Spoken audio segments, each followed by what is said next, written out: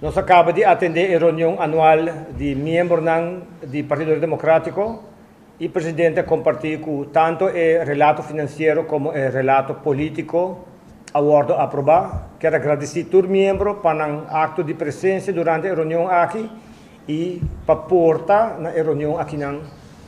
E me quero agradecer no momento aqui também todos estão a sostener-nos com um voto durante a eleição 2021, qual estava 1.784 pessoas apoiando a confiança da rede.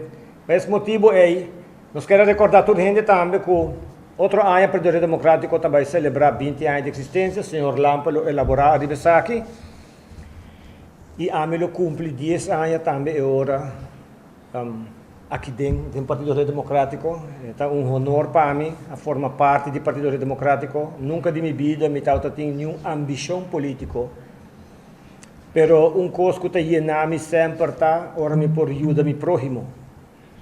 E o aspecto aqui definitivamente está uma oportunidade de política e mais ainda de partido de maneira redemocrática, que de sua visão e seu ideal me pode identificar com interesse para a humanidade, bem-estar ecológico, respeito para os direitos fundamentais, sem discriminação para raça, escolhência de nenhuma forma.